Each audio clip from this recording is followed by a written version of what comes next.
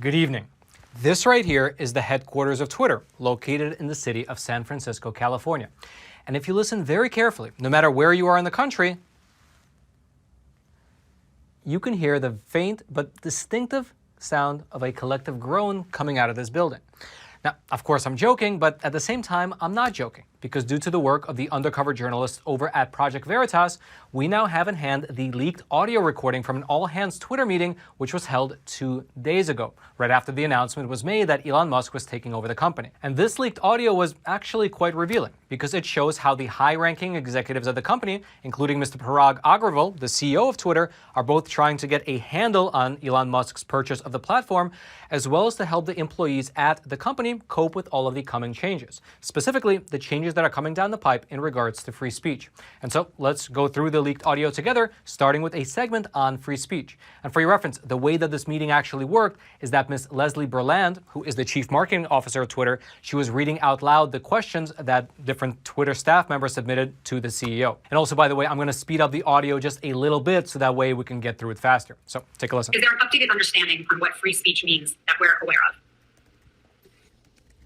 I think we all understand what free speech means. I don't think it's about an updated understanding of that. It's been a concept that's existed for a while. But I think I'm going to try to read the question behind the question here, which is, where might Twitter's product go as a private company in the future once this deal closes? And I think that's a great question. To best gain perspective on this, as I said earlier, we'll find ways to bring Elon for a Q&A with all of you and have a two-way dialogue where we inform and educate him on the work we have done and the things we have learned along the way, and understand what his ambitions and aspirations might be to see how we can best collaborate. Now, just to pause there for a quick moment. I believe his answer danced around the subject quite a bit without getting to the heart of the matter, which is that the vision which Elon Musk has publicly expressed for the company appears to be in direct contradiction to the vision that the current CEO, Mr. Parag Agrawal, has expressed. For instance, just yesterday, Elon Musk posted a statement on Twitter which gave us a picture of what he means when he uses the term free speech. Here's what he wrote. By free speech, I simply mean that which matches the law. I am against censorship that goes far beyond the law. If people want less free speech, they will ask government to pass laws to that effect. Therefore, going beyond the law is contrary to the will of the people. Now, compare that statement from Elon Musk to the statement which was made by Mr. Agrawal in a media interview that he gave in the year 2020. Quote, our role is not to be bound by the First Amendment, but our role is to serve a healthy public conversation, and our moves are reflective of things that we believe lead to a healthier public conversation. The kinds of things that we do about this is focus less on thinking about free speech, but thinking about how the times have changed. And so it appears just on the very face of it that these two viewpoints represent two completely different approaches to running the platform, approaches that likely cannot coexist. Furthermore, another question raised during that Twitter meeting asked specifically about the company's moderation policies. Elon made it clear in public that a large part of the reason he bought the platform was because of our moderation policies and disagreements in how we deal with health, something that we place in value very highly within the company. This puts Twitter service and trust and safety, as well as anybody who cares about health on the platform, in a very difficult position. Can you speak your thoughts on this and how those teams will be supported? Great question. I believe Twitter grows as a service, allows for more people to use the product and have a better experience because we're able to make the conversation on Twitter be safe, because we are able to eliminate manipulation, because we are able to remove spammers, because we have built tools, processes for people to be able to feel safe and control their experiences. Twitter service, the role of our policies, and the capabilities we've built around content moderation are fundamental to keeping Twitter safe and growing. I believe that there is a lot of work we have to do to continue making that better. Sometimes that means more thoughtful moderation. And so again, that answer seemed to dance around the subject quite a bit and was not very definitive. However, within the question, there exists an assumption. The assumption that the people doing the moderating have a monopoly on truth, that the moderators know better than the people that they are moderating. And over the last 2 years, we've seen this play out on a grand scale within the context of health on the platform of Twitter. Just as a simple example, about 4 months ago, the American Heart Association published a certain study abstract over on their website. And that study, it expressed concerns regarding an elevated risk of heart disease resulting from the mRNA vaccine. And so, as usual, people posted the link to that study on their Twitter accounts so that their friends and family could go on over to the American Heart Association's website and read the study for themselves. However, what wound up happening was that not many people clicked on the link to that particular study. Why? Well, because Twitter slapped an unsafe label on that post. Let me just repeat that. Twitter slapped an unsafe label on a post to the official American Heart Association website, meaning that when you clicked on the link, you were shown this page here, which said this, quote, "Warning, this link may be unsafe. The link you are trying to access has been identified by Twitter or our partners as being potentially spammy or unsafe, in accordance with Twitter's URL policy. This link could fall into any of the below categories." However, again, this link was going directly to the American Heart Association's website. And so you might ask, why was it being marked as being unsafe? Well, you see, while not being definitive, the study did express concerns about the elevated risk of heart disease following an injection, which, as you imagine, would lead to vaccine hesitancy. And the system that Twitter has in place, it doesn't allow for that. Because alongside things like spam and malware, well, Twitter recently updated their warning system to include, quote, "violent and misleading content that could lead to real-world harm," and certain categories of content that, if posted directly on Twitter, are a violation of the Twitter rules. Which apparently is the category that this particular study, again, a study on the American Heart Association's own website, fell into.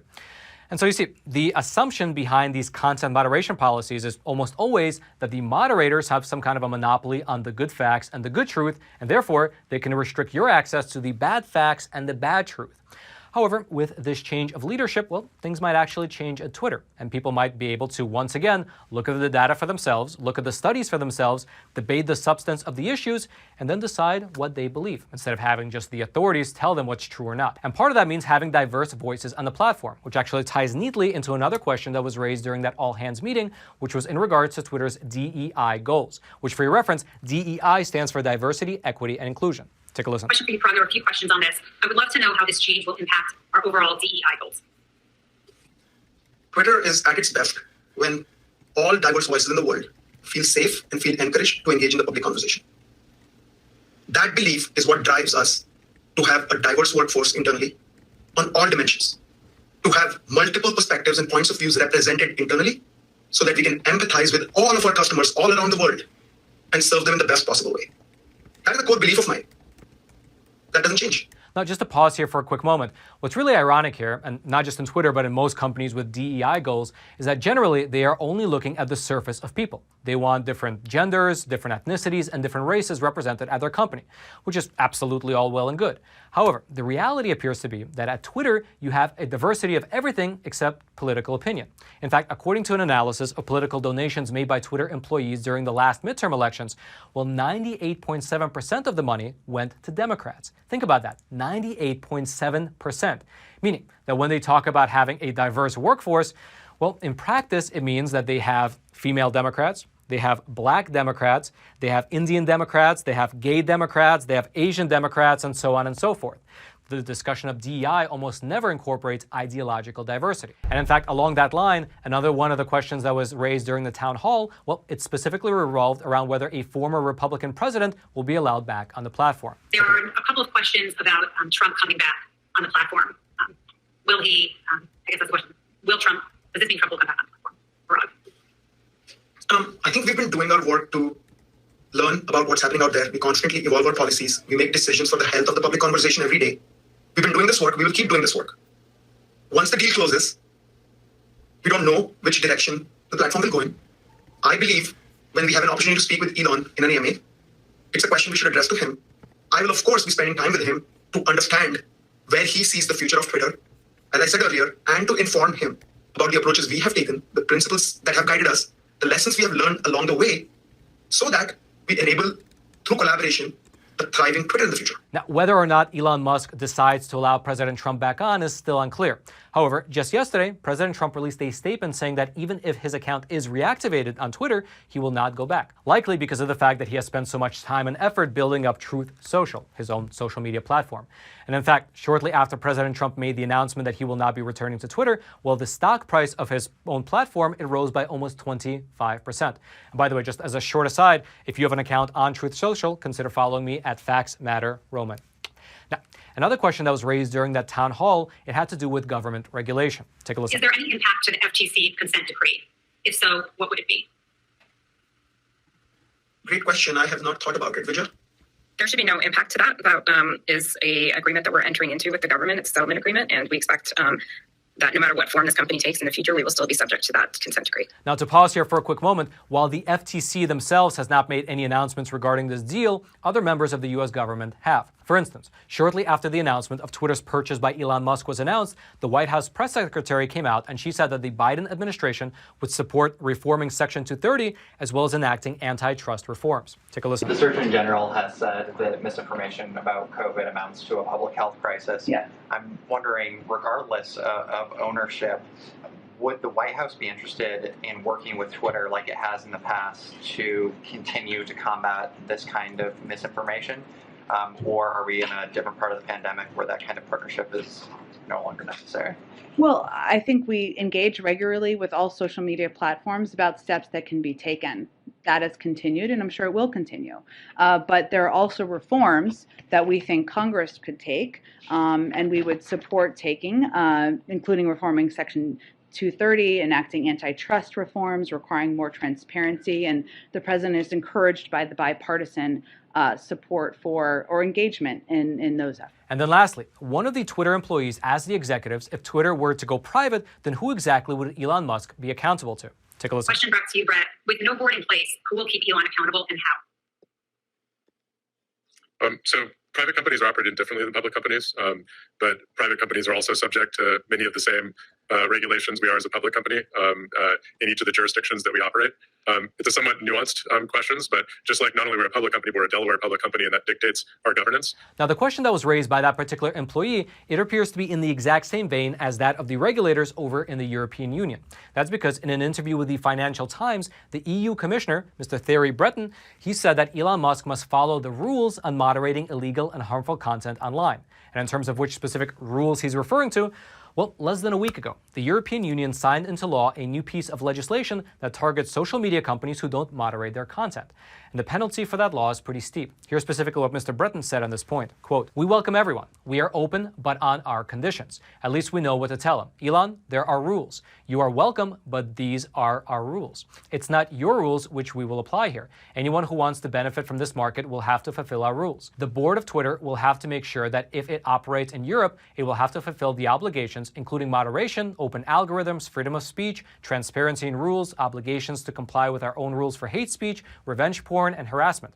If Twitter does not comply with our law, there are sanctions, 6% of the revenue, and if they continue, banned from operating in Europe." And as an apparent response, just a few hours after that statement was released from the European Commissioner, well, Elon Musk released his statement, the one that we actually read earlier, clarifying exactly what he means by free speech. I'll read the relevant part of that statement again. Quote, "By free speech, I simply mean that which matches the law. I'm against censorship that goes far beyond the law. If people want less free speech, they will ask government to pass laws to that effect. Therefore, going beyond the law is contrary to the will of the people." However, if that somehow doesn't work out, perhaps Elon Musk can take the advice of this foreign policy analyst who said this, quote, "Looks like Elon Musk is going to have to buy the EU." If you'd like to listen to the full leaked audio in its entirety, well, I'll throw a link to it. It'll be down in the description box below this video for you to check out, which, by the way, is that same description box right below that like button that I hope you take a moment to smash, as well as that subscribe button, which I hope, if you haven't already, you smash as well. That way you can get this type of honest news content delivered directly into your YouTube feed every single weekday.